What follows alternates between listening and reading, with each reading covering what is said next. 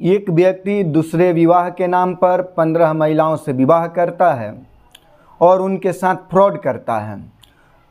तो ये पूरा मामला है उड़ीसा के कटक जिले का, जहां पे कि पुलिस एक व्यक्ति को गिरफ्तार करता है जिसका नाम है बिरंची नारायण नाथ।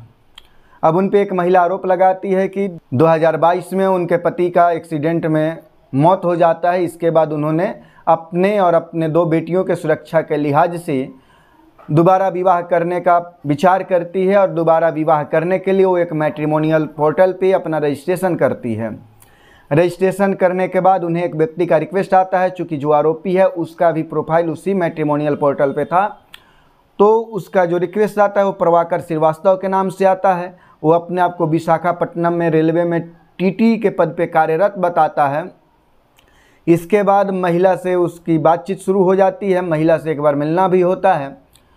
जो व्यक्ति है वो वीडियो कॉल पे महिला का आपत्तिजनक वीडियो बना लेता है और इसके साथ ही उनको ब्लैकमेल करने लगता है और ब्लैकमेल के कारण ही उन्हें बार बार उड़ीसा के बाहर भी घूमने को मजबूर करता है। इसके बाद मंदिर में शादी करता है उनसे और विवाह के बाद उनके घर पे ही 5 महीने रहता है।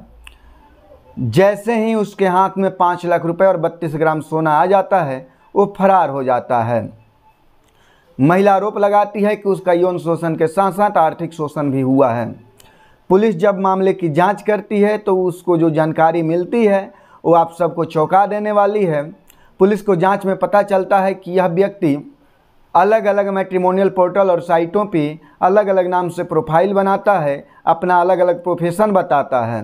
कभी ये टीटी बताता है, कभी इनकम एंड एक्साइज में ऑफिसर बताता है, कभी बैंकर बताता है। तो अलग अलग ये अपना प्रोफेशन भी बताता है, अलग अलग नाम भी है, अलग अलग जगह भी बताता है।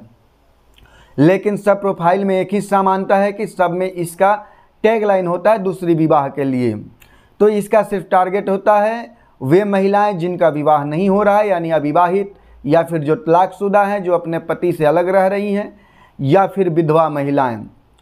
और सबसे ज़्यादा टारगेट करता है कि जिनके प्रोफाइल में इसको नौकरी दिख जाती है, जहाँ से कि पूरी संभावना हो कि आर्थिक शोषण कर सकता है, यानी इसे कुछ ना कुछ प्राप्त हो जाए। तो ऐसे ही कांड करता है और इसका जो मामला पुलिस के जांच में आया कि इसके ऊपर सिर्फ उड़ीसा ही नहीं, अलग अलग राज्यों में भी मामला दर्ज है। हरियाणा, दिल्ली, महाराष्ट्र, पश्चिम बंगाल, मध्य प्रदेश आदि राज्यों में भी इसके खिलाफ मामला दर्ज है। उड़ीसा के अलग अलग जिलों में भी मामला इसके खिलाफ दर्ज है।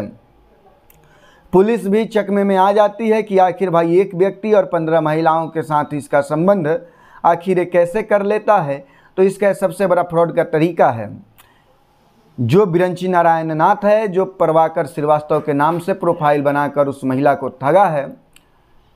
जो आरोप लगाती है उसमें बताता है कि उसके पत्नी और माँ का देहांत हो गया है और वो दूसरा विवाह करने के लिए इच्छुक है। ऐसे जो क्राइम के मामले आते हैं बेहद ही दुर्भाग्यपूर्ण है, जिसमें कि किसी भी मजबूरी वाले, यानी कि जिनके पास मजबूरी है, उन महिलाओं को ठगा जाता है। आप भी क्या सोचते हैं इन मामलों पे ज़रूर बताइएगा।